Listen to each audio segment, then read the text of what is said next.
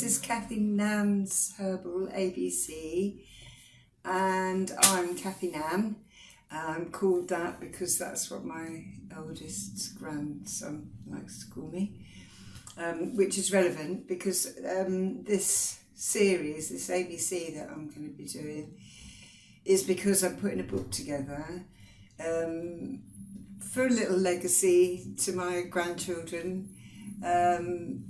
They've all learned a little bit, whether they wanted to or not, about herbs with their nanny, and actually have shown quite a lot of interest, and it's lovely to be able to pass on my little bit of knowledge. And that's what this is also about, is that I have got quite a lot of knowledge put together now, and I don't want it to go nowhere.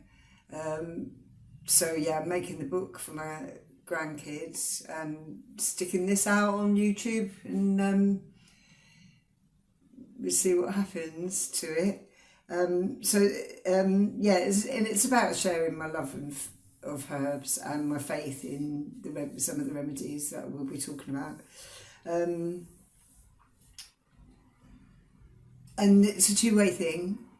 So please feel free to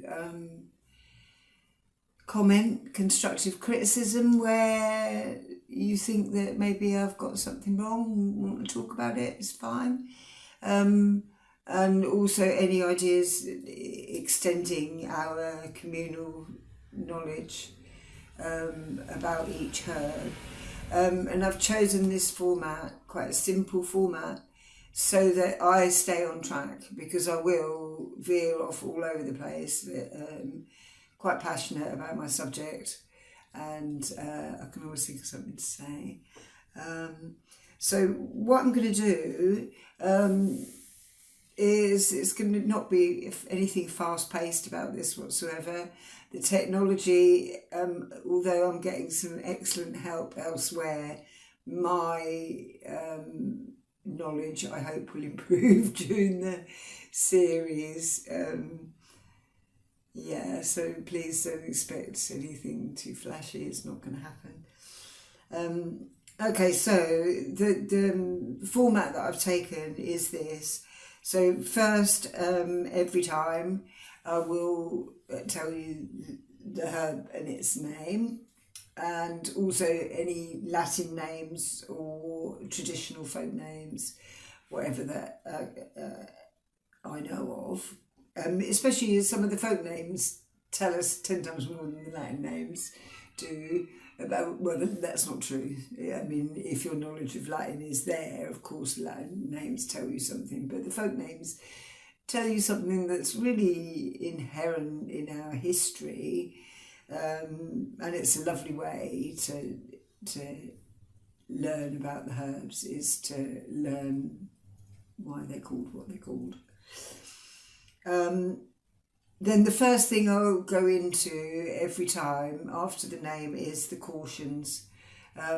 So I will say, to start with, if you have anything serious wrong with you, of course consult a professional practitioner.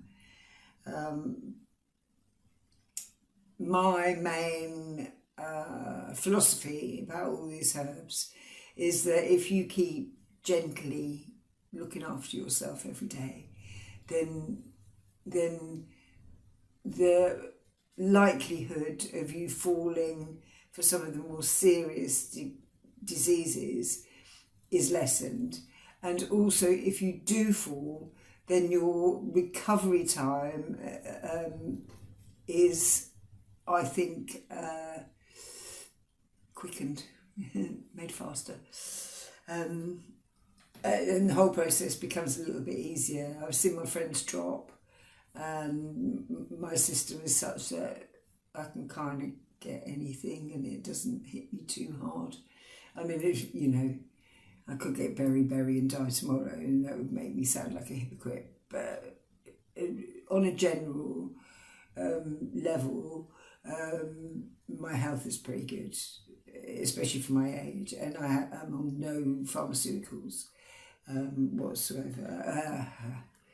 Okay, I will own up to the odd ibuprofen, and I've had a very rough winter, which I'll tell you more about because it is again relevant because of the herbs that I use to look after myself. And that's what this is all about as well, really, is we can look after ourselves. We don't need to go running to the doctor for everything. We were taught that we should. But now, as most of you realise, these things are letting us down. And also the pharmaceuticals that are used, quite often the side effects are far worse than the original problem. So I've got a million reasons why I respect herbs so much. I'm going to stop now because if I do it too long, the technology doesn't like it. So I'm going to come back in a second. So this is the second part of my general introduction to Cathynan's Herbal ABC. After the cautions, we'll go through the cautions quickly first. So I will go through these cautions at the beginning of every herb that I talk about, primarily just to get it over with, so that we can get on to all the good stuff. And also, if you are in the category of people that this herb wouldn't be particularly good for, you can switch off if you want to. So I'll tell you straight up. I mean, the most sensitive people usually with the herbs are pregnant women, and I will always tell you if it's slightly dangerous for a pregnant women to be using each herb. And apart from that, most of the herbs I use are not dangerous. They will be dangerous to some people just about the same way as almost anything else is. If that's the case, I will tell you. Okay, so then I'll go on to the actions of each herb and their medicinal uses and what they can help prevent and sometimes cure. Quite simple, but it'll take some explaining for each herb. Then we'll go on to preparation, and the preparation that I'm using mainly is the preparations that I use, and because my lifestyle is quite hectic usually, these preparations take no time at all, and they take no great medicinal knowledge. Quite often teas, sometimes an ointment, sometimes a tincture, nothing very complicated. This will change. I've only had my most recent gardens a few years. And as, of course, they grow more mature, I have more herbs to harvest. And so my ambitions on how to use those herbs are going to change. Basically pretty basic preparation. And now the recognition of each herb. So the herbs I'm using are all either easy to grow, easy to find, or very cheap to buy in this country. This was my premise when I first started collating 5 years ago. Started to collate the knowledge I got from the course that I did, which covered everything, Ayurvedic and Chinese, which is all wonderful. And I can certainly chat about that sort of thing. But I wanted this first alphabet anyway to be totally about stuff that you can do yourself and that involve very little money. Mainly because I learned about herbs because I was a single mum of 3 kids, because the doctors was a long way away, because I had become disillusioned completely with the pharmaceutical industry, especially in the face of what the treatments they were trying to give me for my children. And that was when I genned up and started looking at alternatives, as did many, many, many, many of us. I certainly wasn't alone. But I've kept at it.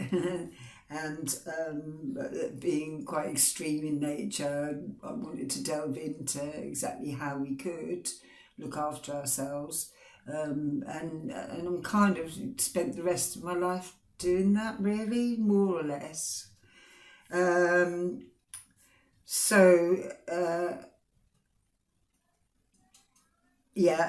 after recognition, which will help you with planting, but also, of course, foraging, we'll go on to how to grow these herbs, most of which I will have some experience of. I've been a gardener quite a lot in my life. And again, most of them are going to be pretty easy to grow because they're largely native plants, because that's my premise in doing this. After that, I go to permaculture. This is a subject that's very dear to my heart, and we will be going into why every plant that we look at is not only good for us, but it's also good for the soil and the environment in general, and the wildlife and the bees and everything. Permaculture is very important to me, and it's going to be an interesting little section of this series, I think. Then I'm going to go into the phytochemicals, and I will stutter and stammer because it's all the science, and I do know this stuff, but it nevertheless trips me up quite a lot. Just so that you know which constituents of each herb is the active constituents that are going to cause an effect. After that, I go to the magic, the folklore of the plants. We have to respect the fact that these plants have been around for a long, long while, and people all over the world have got very similar, actually, stories about each herb. So we'll talk a little bit about that. And then we'll go in, at the very end, we'll go in and do a little tarot spread for the influence which each herb. Now, I started learning my herbalism from culpepper, and I would thoroughly recommend anybody who wants to study herbs to look at him. And he was very knowledgeable about the astrology of the herbs, which planet ruled which herb and that sort of thing. So I'll be going into that. And as I say, the tarot.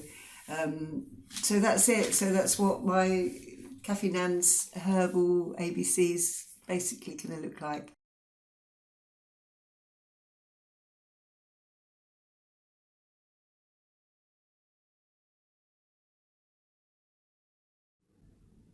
Hi, so this week we're looking at Nasturtium, and the alternative names are Tropicalium majus ominus, that's the Latin, of course, Indian cress, and blood flower of Peru. And some people and some circumstances call us to be aware of some of Nasturtium's properties. It can cause skin irritation to some people, so be aware of that when you are harvesting. Pregnant women and breastfeeding mums should not use Nasturtium. And people with kidney disease or stomach ulcers should also not use Nasturtium. Okay, to prepare, all parts of this elegant and vivid Nasturtium are edible and tasty, and a valuable addition to salads and other dishes. You can make a tea, if you want to use them medicinally, with 2 or 3 bruised leaves to 1 cup of boiling water, which should then infuse for 15 minutes. So the standard tea making, really. And the dosage is 3 cups per day. You can also make a tincture by macerating the fresh leaves. 1 part to 5 of 45% alcohol well, it's going to be probably 37.5% vodka that I'm going to use, because that's what's available to me. Macerate this for 8 days, shake it daily and keep it in the dark, and then filter it and bottle it. The dose would be 1 to 3 teaspoons in water 3 times a day. The fresh juice can also be used, as can the seeds, which are a bit like capers and can substitute for capers. Okay, we're going on to the actions.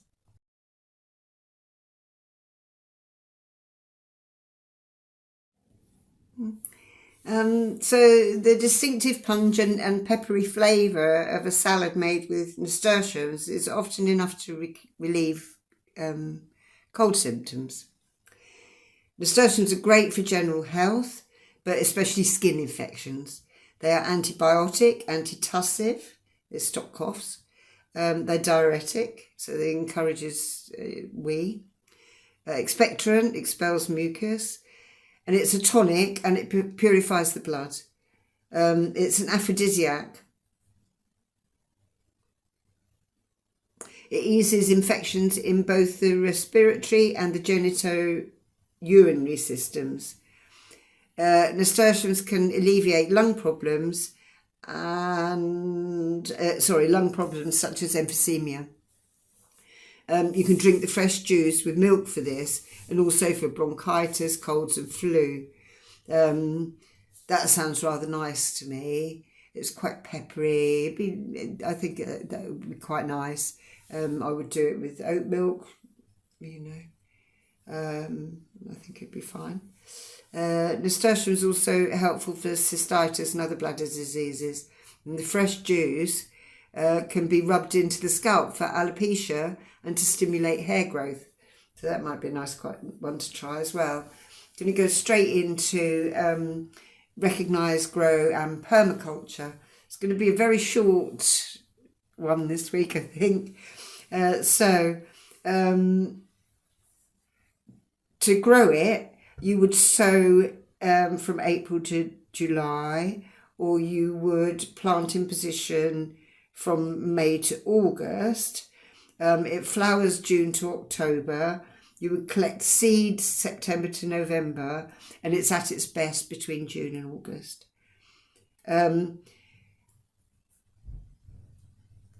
Nasturtiums are hardy perennials. You can grow Tropaeum polyphyllum in full sun. You'd sow it in position or in 9 centimetres or 3.5 inch pots in the greenhouse. Containers will need water during dry spells. The flowers are a wide range of colours, including orange, yellow, salmon, burgundy, crimson, red, cream or peach. Some leaves are decorative, mottled or marbled. The plant can be bushy, dwarf or a climber. So nasturtiums can grow in hanging baskets at the front of a border. The climbers can grow on wigwams or obelisks. They can twine through other plants and are a great ground cover, spreading across gravel or down bank slopes. And the permaculture, so they're good for cooking. They're a bit like having saffron in your garden, really. Vibrant and elegant and that peppery taste. Makes a really dynamic kind of salad. It's easy to grow from seed, so it encourages beginners. All the parts of the plants are useful, so it's a nice little waste not want not. It's a good companion for veg. So caterpillars of large and small white butterflies feed on the leaves, which they prefer to brassicas. So your brassicas are safe because the nasturtiums are there. And the same goes with black fly. They prefer the leaves of your nasturtiums to the beans. Bees and other pollinators love the flowers. And nasturtiums also attract snails, aphids and bugs. Keep them off the veg, we've said, but also you can harvest these infested leaves and give them to your chickens, So all these slugs and aphids and bugs the chickens will love, but also the nasturtiums themselves are really good for the chickens, will improve their reproduction and their immunity, and will act as like a natural antibiotic for them. So what a great plant to have in your garden. So beautiful.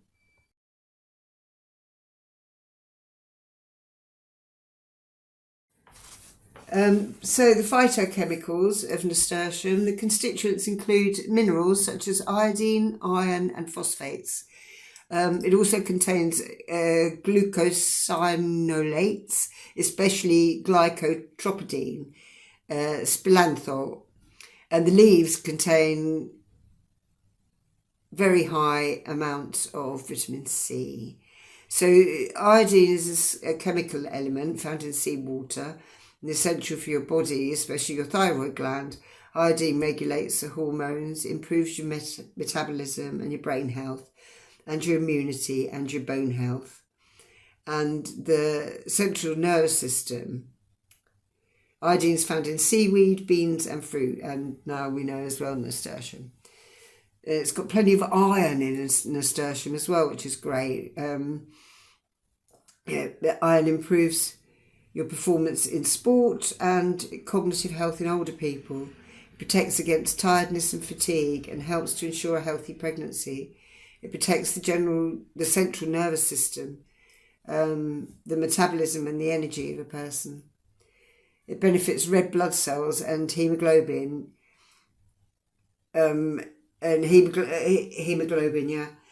which is a protein that transports oxygen around the body. It prevents anemia. There are two kinds of iron. There's heme iron. I hope I'm pronouncing it right. It's HEME iron, and that's only found in meat and dairy, etc. This is the easiest way to ingest iron. Non-heme iron absorption is only 10 to 17% rather than 25% in heme iron.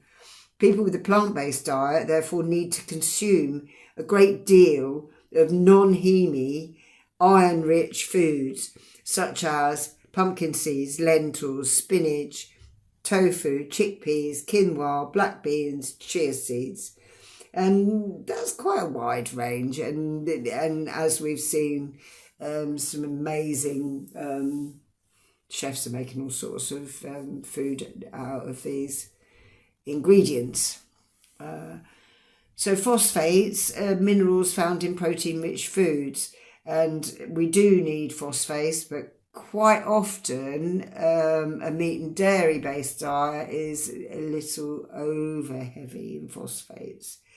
But we do need them. We need them to filter and remove waste from the kidneys. And they're also needed for bones, tissues and teeth. They help muscles contract and also to recover from damage.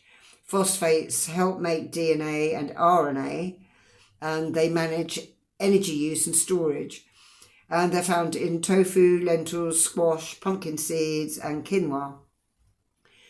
Glycosinolates, especially glycotropidine, are antioxidant, antimicrobial and anti-cancer.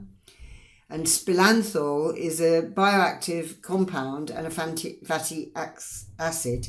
It's present in a few plants, but I only know of nasturtium in the UK.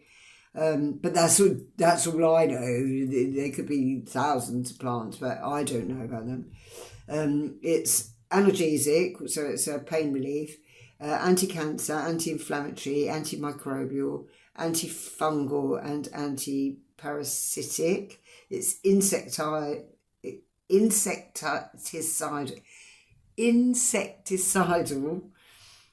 pesticidal and diuretic.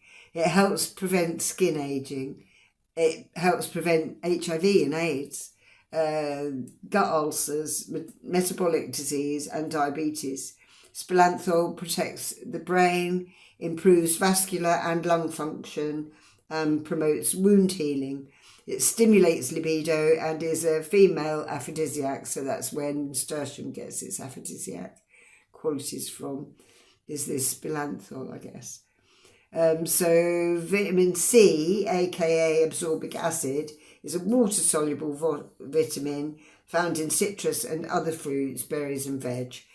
It protects cells, keeps skin and bones healthy, and heals wounds, basically. I mean, that's an awful lot, but I'm describing vitamin C quite quickly because I've described it a couple of times before. Most people know, and I think it's far more interesting to find out about things like spilanthol that I knew nothing about until I started studying this.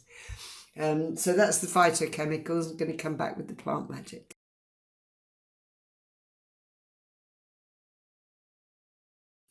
So I love the plant magic of nasturtium.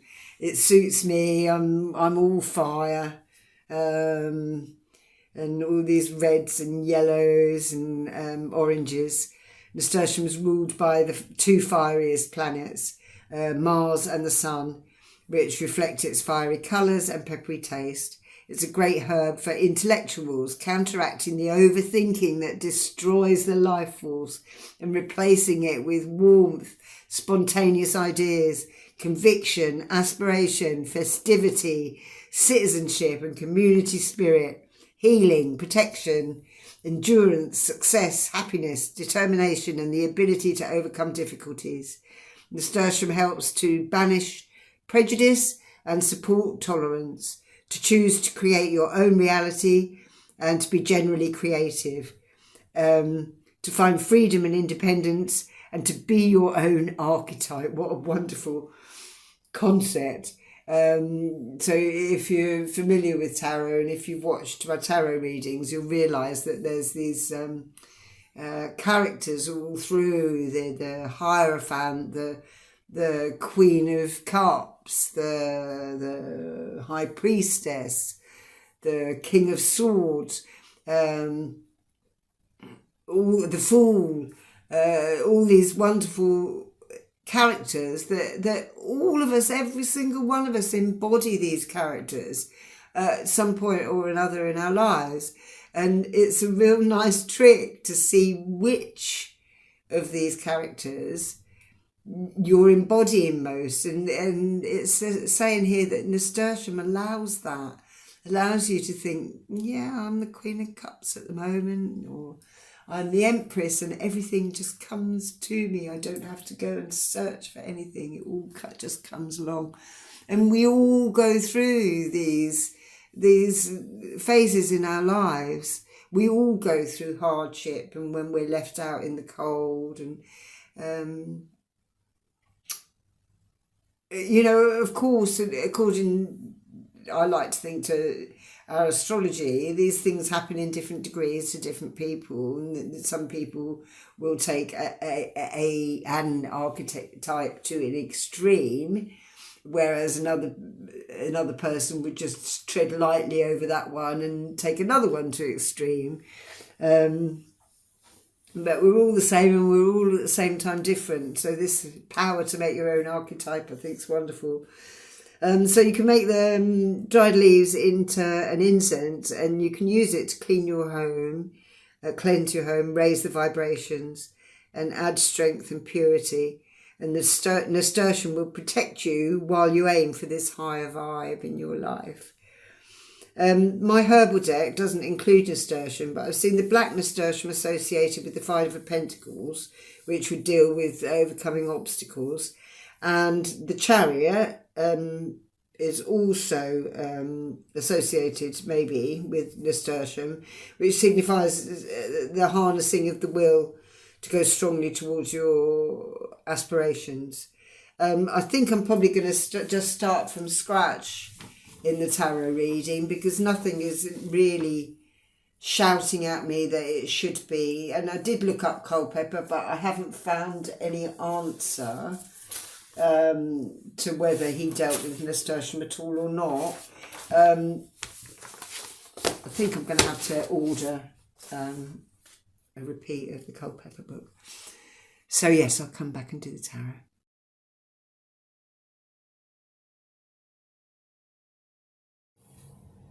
Okay, so we're looking at nasturtium. I've decided I haven't got any reference to nasturtium in my herbal tarot. So I thought it might be a nice opportunity to go with something completely new.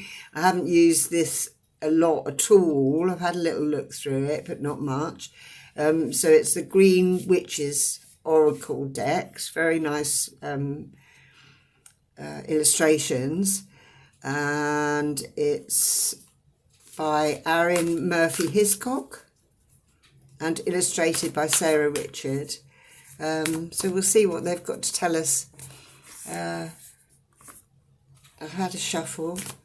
I'm going to not take that one because I'm still shuffling. Not ready for that one, sorry. Put down.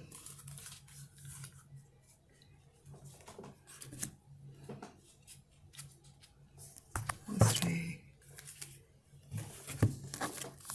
piles. Pick them up again. We haven't got to worry about reversals or anything like that with this deck. It's an oracle deck, it's not tarot. But pretty much the same method. Let's give them a shuffle now, see what comes out. About nasturtium, this ruled by the Mars and the sun, so fiery with its peppery taste.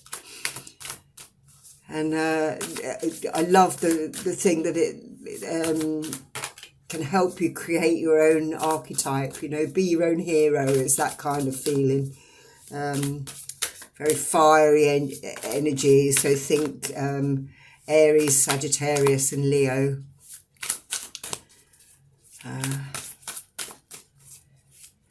This red and yellow flowers, so beautiful. Chop them up and put them in a salad. So nothing's much forthcoming at the moment. Anything about nasturtium? Nasturtium. Doesn't really want to give us anything. I'll give it another good shuffle and then try three.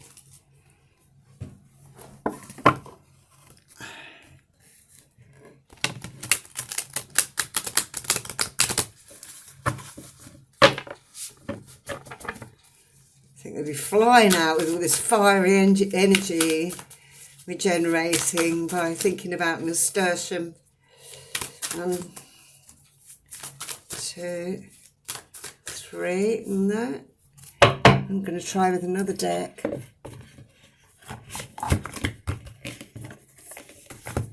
Let's try herbal astrology here.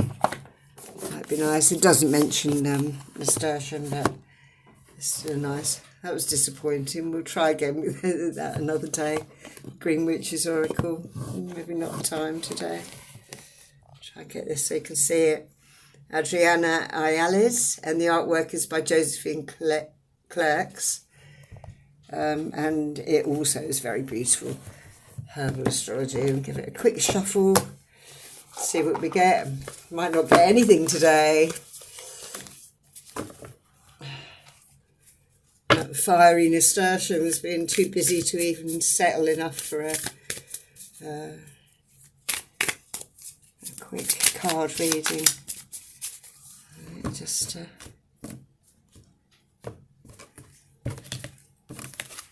let's see what. So just a card, please, for nasturtium. Maybe if not, we'll just try the animal. There's one. There's a card. What we got there? 2 cards. Okay. So we've got Cat's Claw, which is about purification. It's purifying by horsetails managed to come out here. Well, that's very nice. So we've got patience. It's very Sagittarian card to come out, and purification. So say purification maybe by fire, if we're talking about nasturtiums, and trust. And I'll have to read these. I've no idea of these cards at all. But as I said, very nice. Cat's claw's got a panther there. That's number 25. Cat's claw purification, rewriting the story.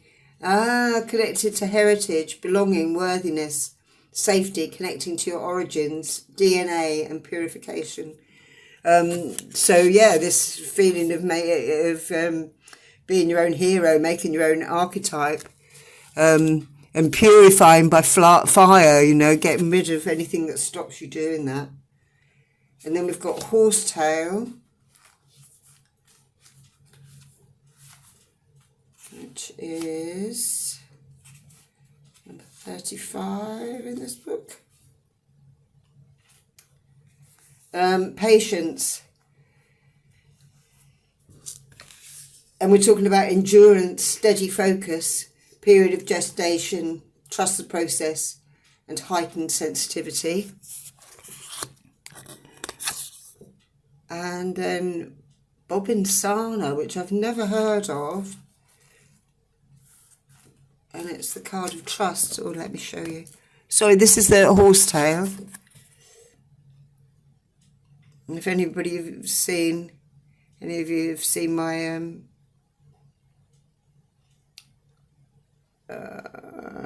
H is for horsetail. I didn't have this pack when I got the horsetail. When I was doing the horsetail one, otherwise I would have included that. And this is Bobinsana, trust. And presumably this little white daisy looking flower. I'll just move it so you can see all of them. There we go. And that's number 8.